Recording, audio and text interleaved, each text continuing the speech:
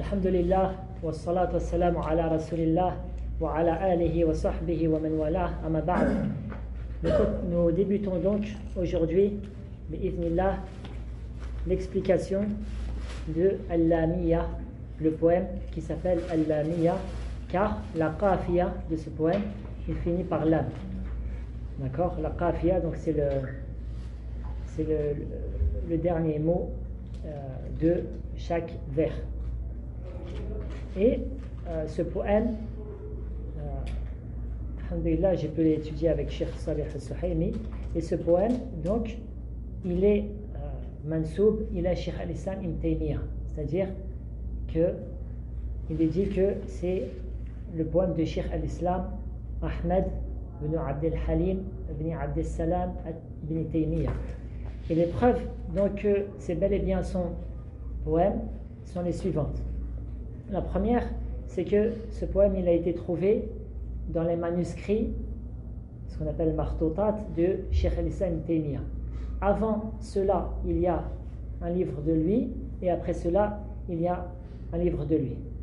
Deuxièmement, c'est que cela confirme, ce poème-là est en parfaite conformité avec la croyance des gens de la sunna, le sunna wal jama'a, la sunna du groupe, celle qu'a appelé vers celle-ci, c'est-à-dire Cheikh al-Islam ibn Taymiyyah.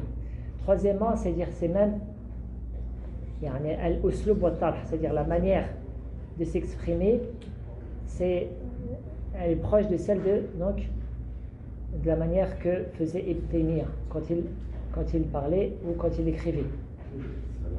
Quatrièmement, c'est que un des vers de ce poème, on le retrouve dans plusieurs autres livres de Cheikh al-Islam ibn Taymiyyah. Cinquièmement, c'est que un grand nombre de savants ont affirmé que c'était un livre de Cheikh al-Islam ibn Taymiyyah, parmi eux Al-Mardawi, parmi eux Cheikh Suhman, Cheikh Ibn Barjas, Cheikh Abdullah al-Uqaid, Cheikh al-Harras, notre Cheikh al-Salih al-Fawzan et notre Cheikh Abd al-Razaq al-Badr. Et donc sixièmement, c'est que dans une des martoutas, c'est-à-dire un des manuscrits, il a été écrit Aqidatu ibn Taymiyyah, c'est-à-dire la croyance de Ibn Taymiyyah. Donc tout cela montre que ce poème vient de Cheikh al-Islam ibn Taymiyyah.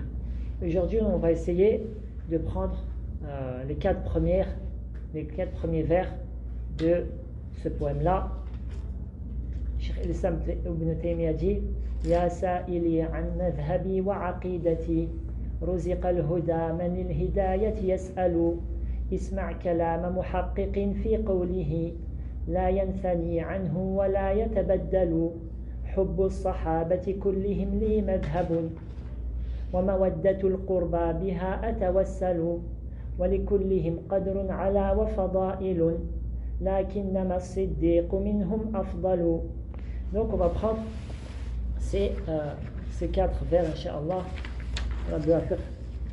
Donc l'auteur dit dans le premier vers: Ya sa'ili an madhhabi wa aqidati. Ô toi qui m'interroge sur ma voie et ma croyance, sur mon madhhab et ma croyance. Donc ceci nous montre que ce poème est la réponse à une question. Et la plupart des livres de Cheikh al-Islam ibn Taymiyyah, c'est des réponses à des questions. Donc on lui pose une question et subhanallah, il répond par un livre.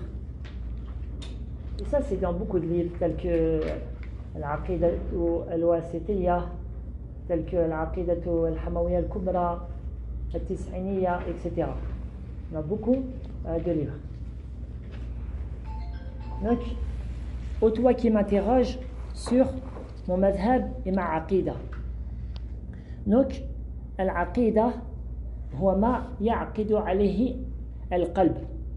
C'est-à-dire, qu'est-ce que l'aqida? C'est la croyance, et donc, c'est ce dont le cœur s'est noué.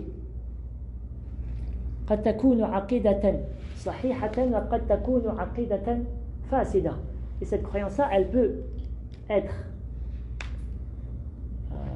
bonne, telle que la croyance des gens de Ahl-Sunnah wal Jama'a, des gens de la Sunna du groupe, et elle peut être mauvaise, comme la Aqidah des Mu'tazila, la croyance des Mu'tazila, la croyance des Jahmiya, la croyance des Rawafid, la croyance des Ahbash, etc. Ou même la croyance des kuffar al-khullas, c'est-à-dire des mécréants tels que la croyance des juifs, des chrétiens, etc. ومذهبي, donc qu'est-ce que le madhab? Qu'est-ce que le madhab? هو المنهج الذي يسير عليه المرء, c'est-à-dire c'est la voie que suit la personne. C'est la voie que suit la personne. Donc, le Cheikh al-Islam, il a été interrogé sur sa croyance et sur la voie qu'il suit. Et sachez que al-manhaj huwa awsa' min al-aqida, à savoir que le minhaj de la personne, c'est une chose qui est plus large que la croyance. D'accord? Même si on dit minhaj Ahl-Sunnah wal Jama'a et aqidah Ahl-Sunnah wal Jama'a, c'est-à-dire la voix des gens de la Sunna du groupe et la croyance des gens de la Sunna du groupe. Mais le minhaj, c'est quelque chose qui est plus large. Car le minhaj englobe la croyance, mais aussi comment tu mets cette croyance en pratique dans ta vie. Par exemple, parmi les choses du minhaj, comment tu te comportes avec les dirigeants musulmans, notamment lorsqu'ils commettent des péchés. Comment tu te comportes avec les innovateurs. Comment tu te comportes avec, par exemple, avec les savants lorsqu'ils tombent dans une erreur. Les savants des gens de la Sunna et du groupe, maintenant il fait une erreur. Comment se comporter? Comment se comporter vis-à-vis de cela? Car de plus en plus on voit des gens, à chaque fois qu'un savant il fait une erreur qui n'est même pas au sol, c'est-à-dire n'est même pas dans les fondements des gens de la Sunna, tu vois qu'ils font un trait sur lui et ils le traitent comme si c'était un innovateur. Quoi qu'il en soit, le minhaj, c'est pour dire de manière globale que le minhaj, c'est quelque chose qui est plus large que la aqidah. Et j'avais oublié de dire, donc je vais essayer de faire une explication résumée. La plupart des cours, quand je fais, c'est des explications qui sont assez pointues, mais là, une explication assez résumée, de sorte que durant cette semaine, on finisse le livre Iznillah. Même si entre la croyance, al-aqidah et le minhaj, il y a al-talazum. Il y a des choses qui l'un implique l'autre. D'accord? L'un implique l'autre. Par exemple, si toi tu as appris dans la croyance déjà de la sunna du groupe que les grands péchés ne font pas sortir de l'islam, que les grands péchés ne font pas sortir de l'islam. D'accord? Eh bien, toi, dans ton minhaj, tu sauras que lorsque tu vois des grands pécheurs autour de toi, tu sauras qu'ils restent musulmans et donc leur bien, leur sang et leur honneur restent sacrés. Donc cette croyance-là, elle a quelque chose qui implique dans ton minhaj. Alors que les khawarij, eux, dans leur croyance, c'est celui qui fait un grand péché, il sort de l'islam, car Allah nous en préserve. Et donc ça a un lien avec leur minhaj. Donc c'est pour ça que eux, ils tuent les musulmans et ils les rendent mécréants et ils sortent contre les dirigeants musulmans qui font des péchés. J'espère que ceci est clair. Donc la deuxième partie, chaque vers, c'est-à-dire en arabe, il a shatran, c'est-à-dire il a deux chats. Il a deux parties. Donc la deuxième partie, ruziqal huda man lil hidayati yas'alu, que soit pourvu de la guidée celui qui interroge afin d'être bien guidé. Et on peut le traduire aussi par que soit pourvu de la guidée celui qui demande la guidée. Donc je vais expliquer cela. Donc, Ruziq al-Huda, que soit pourvu de la guidée, ceci est une invocation de l'auteur pour celui qui l'a interrogé. C'est ainsi que il est bon, lorsque quelqu'un t'interroge ou lorsque tu enseignes la science, que tu invoques Allah Ta'ala en bien pour celui qui étudie auprès de toi. Et ça, c'est une source dans la sunna du prophète sallallahu alayhi wa sallam, lorsqu'un de ses compagnons il est rentré dans la mosquée et il a vu que l'imam, donc le prophète sallallahu alayhi wa sallam et ses compagnons étaient en état d'inclinaison. Donc lui, il s'est dépêché de rentrer dans la prière. Après la prière, le prophète sallallahu alayhi wa sallam a dit Zadakallahu hirsan wa la ta'ud. Qu'Allah augmente, c'est-à-dire ton envie du bien, mais ne refais plus cela. Et donc, comme j'ai dit, ça c'est une chose qui est connue, comme dans les livres, par exemple, de Cheikh Mohammed ibn Abdel Wahhab, I'alam rahimakallah, sache qu'Allah te fasse miséricorde, I'alam arshadakallah li ta'atif, etc. Sache qu'Allah Ta'ala t'oriente vers son obéissance, etc. Donc c'est quelque chose qui est bien, qui est connu. Maintenant, al-hidayah, la guidée, est de deux sortes. La guidée qu'Allah Ta'ala a citée dans son livre, elle est de deux sortes. Al-hidayatu al-tawfiq wa sadad, la guidée qui revient à la réalisation, le fait de mettre une personne dans la voie droite. Cette guidée-là, elle est propre et exclusive à Allah Ta'ala. C'est Allah Ta'ala qui peut ouvrir ton cœur et te mettre sur la voie droite et te guider dans ce sens-là et te permettre de réaliser la foi. Allah Ta'ala dit dans son livre Man yasha'illahu yudlilhu wa man yasha' yaj'alhu ala siratin mustaqim. Celui qu'Allah veut, il l'égare, et celui qui veut, il le met sur la voie droite, dans surat Al-An'am. Et Allah Ta'ala dit aussi dans son livre فَمَنْ يُرِيدِ اللَّهُ أَنْ يَهْدِيَهُ يَشْرَحْ صَدْرَهُ لِلْإِسْلَامِ وَمَنْ يُرِيدْ أَنْ يُضِلَّهُ يَجْعَلْ صَدْرَهُ ضَيِّقًا حَرَجًا كَأَنَّمَا يَصَّعَّدُ فِي السَّمَاءِ. Celui qu'Allah veut guider, il ouvre son cœur vers l'islam. Et celui qu'il veut égarer, il met son cœur plein d'étroitesse. C'est comme si il montait dans le ciel. Et subhanallah, ça c'est la force du Coran. Pourquoi? Parce que plus tu montes, moins il y a d'oxygène.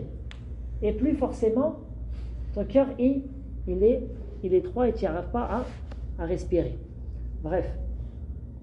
Donc ça c'est la première guidée qui est, comme j'ai dit, propre à Allah Azza wa Jal. Allah Ta'ala dit Innaka la tahdi man ahbabta walakin Allah yahdi man yasha wa huwa a'lamu bil muhtadin.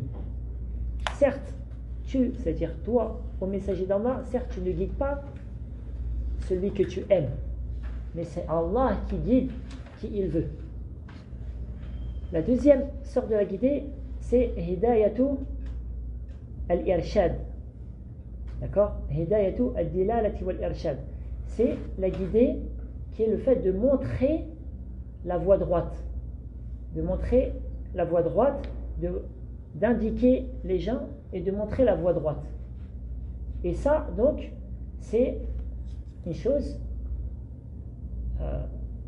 qui n'est pas exclusive à Allah Azza wa Jal. Allah Ta'ala nous a montré la voie droite à travers son livre, la sunna du prophète sallallahu alayhi wa sallam, de même que le prophète sallallahu alayhi wa sallam, il montre aux musulmans la voie droite, car il leur enseigne le tawhid, l'unicité d'Allah et tout ce qu'Allah aime et agrée. Et il les met en garde contre le shirk, l'association et tout ce qu'Allah déteste et réprouve. De sorte que le prophète sallallahu alayhi wa sallam n'a pas laissé une chose qui nous approche d'Allah et de son paradis, si ce n'est qui nous est indiqué. Il n'y a pas une chose qui éloigne d'Allah et qui fait entrer en enfer, si ce n'est que le prophète sallallahu alayhi wa sallam nous l'a mis en garde. C'est ainsi qu'Allah Ta'ala dit à la fin de surat Ash-Shura Wa innaka latahdi ila siratin mustaqim. Et certes, tu guides vers un droit chemin. Tu guides, c'est-à-dire tu diriges. Tu diriges, tu montres vers un droit chemin. Siratillahi alladhi lahu ma fi as-samawati wa ma fi al-ard. Ala ila Allahi tasiru al-umur. La voie d'Allah qui possède tout ce qu'il y a dans les cieux et sur la terre, n'est-ce pas, vers Allah que revient l'ordre. D'accord? Et ça, ce n'est même pas propre aux prophètes. Les compagnons du prophète, eux aussi, ils ont indiqué au bien. De même que les muslihin, ceux qui appellent vers le bien. D'accord? Et sachez maintenant que la guidée d'Allah Azzawajal, pour obtenir la guidée d'Allah, il y a des causes pour être bien guidé. Des causes pour être bien guidé.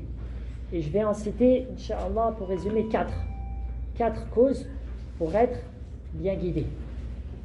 La première, c'est le fait de beaucoup faire de dua. Qu'Allah Ta'ala nous guide. Qu'Allah Ta'ala nous guide, ça c'est la première des choses.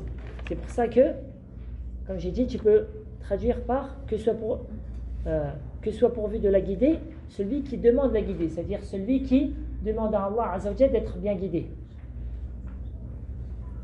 Et c'est ainsi que dans Surat Al-Fatiha, que chaque musulman répète au minimum 17 fois par jour, étant donné que c'est un pilier de la prière et il y a 17 unités de prière à effectuer obligatoirement par jour, eh bien, quelle est la dua qu'on dit? Ihdina sirata al-mustaqim. Guide-nous vers le droit chemin. D'accord? Donc ça c'est très important. Et il y a beaucoup de hadiths où on voit que le prophète sallallahu alayhi wa sallam nous a appris à demander la guidée. Allahumma inni as'aluka al-huda wa sadad. Allahumma inni as'aluka al-huda wa sadad. Oh Allah, je te demande la guidée. Et as-sadad, c'est-à-dire c'est le fait d'être juste, c'est le fait d'être dans la justesse. D'accord? Et le prophète sallallahu alayhi wa sallam nous a appris aussi de dire Ya muqallib al-qulub thabbit qalbi ala dinik. Ô celui qui fait bouger les cœurs, affirme mon cœur dans ta religion. Ya musrif al-qulub sarrif qalbi ala ta'atik. Bon, c'est à peu près la même chose en français. Ô toi celui qui fait voguer les cœurs, fais voguer mon cœur vers ton obéissance. Donc, quel que soit le niveau que tu as pu atteindre, quelles que soient les bonnes actions que tu as pu faire dans ta vie, tu es toujours dans le besoin de demander à Allah Azza wa Jal la guidée, afin qu'il t'augmente en guidée et qu'il te raffermisse sur celle-ci. C'est pour ça que la Fatiha, on ne cesse de demander la guidée d'Allah Ta'ala. Et afin qu'Allah Ta'ala te guide vers ta facile la sharia. C'est-à-dire, il se peut qu'Allah Ta'ala t'a guidé vers l'islam de manière globale. Mais tu demandes qu'Allah Ta'ala t'augmente en guidée afin que même chaque acte d'adoration, tu le fasses parfaitement. Quand tu lis le Coran, tu le lis bien. Quand tu fais ta prière, tu la fais bien. Quand tu fais le hajj, la umrah, la zakat, etc., tu la fais bien. Donc ça, c'est la première des choses. La deuxième, c'est le fait de chercher la vérité. De chercher la vérité, de chercher la guidée. Et ça vient vers la recherche de la science. Et vous avez un magnifique exemple dans Salman al-Farisi, qui est passé, qui a cherché la vérité. Il était Majous, c'est-à-dire il était un Mazdéen, puis on l'a indiqué vers les gens du livre, puis les gens du livre, il l'a indiqué jusqu'à vers le prophète sallallahu alayhi wa sallam. Il a cherché le prophète sallallahu alayhi wa sallam jusqu'à que il l'a trouvé, il a cru en lui. La troisième chose, c'est le fait d'œuvrer par la science utile, d'œuvrer les bonnes œuvres par la science utile et donc de suivre la guidée. C'est ainsi qu'Allah Ta'ala dit dans son livre وَالَّذِينَ اهْتَدَوْا زَادَهُمْ هُدًى وَالَّذِينَ اهْتَدَوْا زَادَهُمْ هُدًى وَآتَاهُمْ تَقْوَاهُمْ. Allah Ta'ala dit, et ceux qui et ont été bien guidés, c'est-à-dire ils ont suivi la bonne guidée, Allah Ta'ala leur augmente en guidée et il leur donne leur piété. Allah Ta'ala dit وَيَزِيدُ اللَّهُ الَّذِينَ اهْتَدَوْا هُدًى et Allah Ta'ala augmente ceux qui ont suivi la bonne guidée en guidée. D'accord? Et la quatrième des choses, c'est le fait de s'éloigner des péchés. De s'éloigner des péchés, de s'éloigner de ce qu'Allah Ta'ala déteste. Car ceci peut être une sanction pour justement dévier de la guidée. Allah Ta'ala dit فَلَمَّا زَاغُوا أَزَاغَ اللَّهُ قُلُوبَهُم. Lorsqu'ils ont dévié, Allah Ta'ala a fait dévier leur cœur. Allah Ta'ala dit dans ceux qui pour ceux qui, c'est-à-dire ils s'étaient détournés du combat le jour de Uhud. Allah Ta'ala dit Inna alladhina tawallaw yawma altaqal jam'an innama istazallahum ash-shaytanu bi ba'di ma kasabu wa laqad 'afa Allahu 'anhum inna Allaha ghafurun halim. Donc dans quelle sourate Allah Ta'ala a beaucoup cité, un grand nombre de versets ont été cités sur la bataille de Uhud. Quelle sourate? On lève la main s'il vous plaît, celui qui va répondre. Quelle sourate? Dans quelle sourate? C'est quoi cité? Non. Al-Anfal, non? Non. Al-Anfal, c'est la bataille de Badr qui a été citée. C'est sourate Ali Imran, la troisième sourate du Coran. Sourate Ali Imran, il y a plus de 30 versets qui ont été révélés qui tournent autour de la bataille de Uhud. Allah Ta'ala dit dans le verset 155 ceux d'entre vous qui ont tourné le dos le jour où les deux armées se rencontrèrent. Quelle était la cause? Pourquoi? Quelle a été la cause du fait qu'ils se sont détournés du combat? C'est seulement le diable qui les a fait broncher. Maintenant, pourquoi? Comment le diable il a eu entre guillemets cette force il les a réussi à les ébranler à cause d'une partie de leurs mauvaises actions. Et c'est ainsi que le diable il tient les gens par quoi? Par leur passion, par leur passion et par leur péché. Plus tu fais de péché, plus le diable aura un sultan sur toi, c'est-à-dire il aura un pouvoir sur toi. Et c'est ainsi que le diable, certains savants donnent l'exemple que le diable avec le serviteur, c'est-à-dire le diable avec l'enfant de Adam, c'est comme le cavalier avec c'est-à-dire les rênes de son cheval. Plus toi tu es attaché à tes passions et au péché, plus il va avoir de force pour te diriger. Ça, avec certaines personnes, essayez de réveiller les frères là, c'est pas l'heure de la sieste. Certaines personnes, tu vois qu'ils savent très bien que dans ce péché-là, il a tout à perdre. Et c'est très bien. Par exemple, quelqu'un qui est passionné par les jeux d'argent. Il se ruine, il perd petit à petit sa famille, etc. Mais tu vois que le diable il continue à le tenir par ces laisses-là et il va dans la fosse. Même chose. Quelqu'un qui est passionné par l'alcool ou par les drogues, il voit qu'il ne gagne rien avec cela.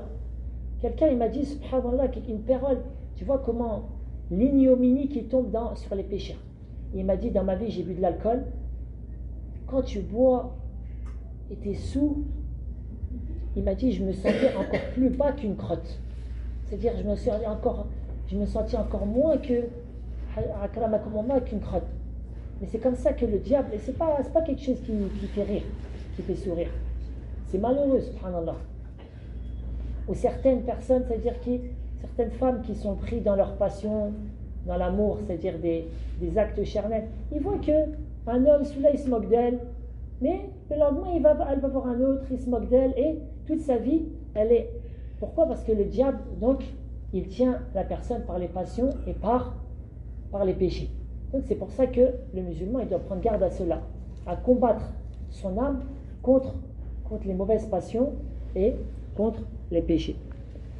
Donc voilà pour résumer ce vers. Donc on passe au deuxième vers. Isma', donc l'auteur dit Isma' kalama muhaqqiqin fi qawlihi la yanthani anhu wa la yatabaddalu. Donc il dit à celui qui l'interroge, écoute le discours d'un muhaqqiq dans sa parole. Qu'est-ce qu'un muhaqqiq? C'est entre guillemets un vérificateur. C'est quelqu'un qui ne parle pas comme ça sous l'effet des passions, il ne parle pas sabah halalan. Il ne parle pas comme ça, un jour il te dit un truc, l'autre il te dit une autre version, le lendemain il a une nouvelle voix, après le lendemain il a peut-être une nouvelle religion. Non, c'est quelqu'un qui est posé, qui se base sur des preuves du Coran, car Allah tabaraka wa ta'ala a ordonné ses serviteurs de suivre le Coran. وَاتَّبِعُوا أَحْسَنَ مَا أُنزِلَ إِلَيْكُم مِّن رَّبِّكُم مِّن قَبْلِ أَن يَأْتِيَكُمُ الْعَذَابُ بَغْتَةً ثُمَّ لَا تُنصَرُونَ. Allah Ta'ala dit, et suivez le meilleur de ce qui a été révélé sur vous, avant que vous vienne un châtiment soudain, puis vous ne serez pas secourus. Donc tu suis le Coran, tu suis la sunna du prophète sallallahu alayhi wa sallam qui explique le Coran. Allah Tabaraka wa Ta'ala dit dans Surat An-Nahl وَأَنزَلْنَا إِلَيْكَ الذِّكْرَ لِتُبَيِّنَ لِلنَّاسِ مَا نُزِّلَ إِلَيْهِمْ وَلَعَلَّهُمْ يَتَفَكَّرُونَ. Et nous avons fait révéler sur toi al-dhikr, le rappel qui est ici la sunna, afin que tu explicites aux gens ce qui a été révélé sur eux, afin que tu explicites le Coran aux gens. C'est-à-dire le Coran, pour bien l'expliquer, tu as besoin de la sunna. Pour bien le comprendre, tu as besoin de la sunna. Et afin qu'ils réfléchissent. Donc ce muhaqqiq, il suit le Coran et la sunna du prophète sallallahu alayhi wa sallam avec la compréhension des compagnons du prophète sallallahu alayhi wa sallam et des compagnons du prophète sallallahu alayhi wa sallam et des pieux prédécesseurs. Car Allah tabaraka wa ta'ala dit وَمَنْ يُشَاقِقِ الرَّسُولَ مِنْ بَعْدِ مَا تَبَيَّنَ لَهُ الْهُدَى وَيَتَّبِعْ غَيْرَ سَبِيلِ الْمُؤْمِنِينَ نُوَلِّهِ مَا تَوَلَّى وَنُصْلِهِ جَهَنَّمَ وَسَاءَتْ مَصِيرًا. Donc Allah Ta'ala a mis en garde ses serviteurs contre deux choses dans ce verset-là. Allah Ta'ala dit, donc c'est le verset dans Surat An-Nisa, et quiconque fait scission avec le messager d'Allah, c'est la première des choses, de faire scission, de désobéir au messager d'Allah, sallallahu alayhi wa sallam, de s'éloigner de sa voie, après que le droit chemin lui est parvenu. Donc il a vu la vérité, il a vu la voie du prophète, mais il a fait scission avec lui. Et la deuxième des choses, ensuite Allah Azza wa Jalla dit, et suit un sentier autre que celui des croyants. Donc la deuxième mise en garde, c'est le fait de suivre une autre voie que celle des croyants. Quelle est la menace? Alors nous le délaisserons comme il s'est détourné et l'abandonnerons à lui-même et le brûleront dans l'enfer. Et quelle mauvaise destination. Donc il faut prendre garde à deux choses dans ce verset-là. La première, c'est faire scission avec le messager d'Allah, et la deuxième, c'est se détourner de la voie des croyants. Quels sont maintenant les croyants qui sont visés dans ce verset-là? Ce verset-là, il a été expliqué par un autre verset, car le Coran s'explique de part et d'autre.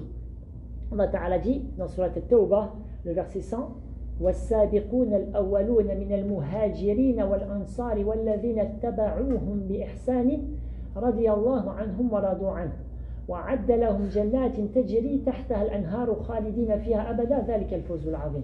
Donc quels sont ces croyants-là? Ces croyants-là dont on ne doit pas se détourner de leur voie. Allah Ta'ala dit les tout premiers croyants parmi les muhajirin, c'est-à-dire ceux qui ont émigré vers le prophète sallallahu alayhi wa sallam, vers Médine. D'accord? Et donc on doit suivre ces muhajirs. On ne fait pas partie d'eux, n'est-ce pas? Ensuite, Allah Ta'ala dit wal ansar. Les ansar, c'est les auxiliaires, ceux qui ont accueilli le prophète sallallahu alayhi wa sallam et les muhajirines et les émigrés à Médine. Et donc, on doit les suivre et on ne fait pas partie d'eux. Ensuite, Allah Ta'ala dit وَالَّذِينَ اتَّبَعُوهُمْ بِإِحْسَانٍ, et ceux qui les ont suivis dans le bien.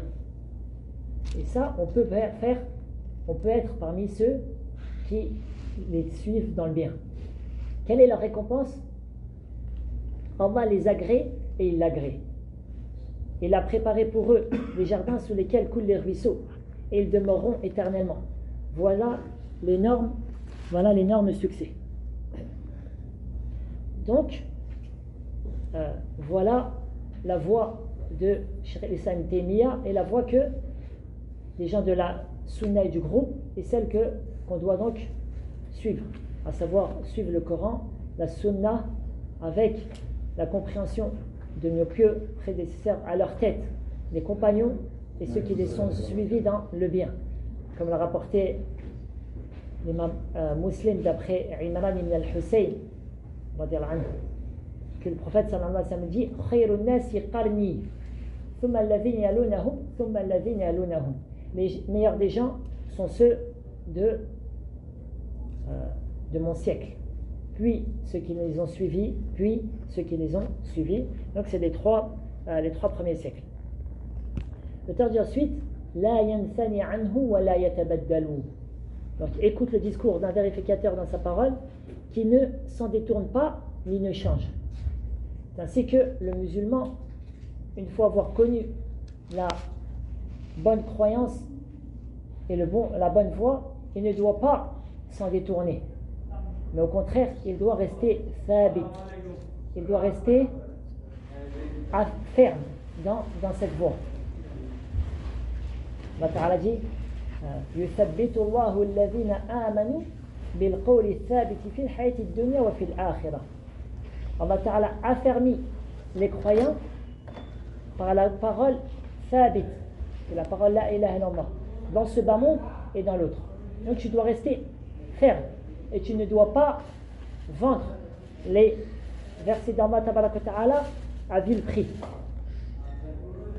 c'est-à-dire pour un peu d'argent tu changes ta voie, pour de la notoriété tu changes ta croyance, pour te marier avec une femme tu changes ta croyance, pour avoir, comme certains ils sont éprouvés par cela à notre époque, pour avoir plus de suiveurs dans leurs réseaux sociaux, tu dis tout et n'importe quoi pour plaire un tel, ou tu vends les versets d'Allah pour cela, ou tu vends tes frères pour avoir plus de suiveurs, plus de, je sais pas comment ils appellent ça, les petits cœurs là, etc.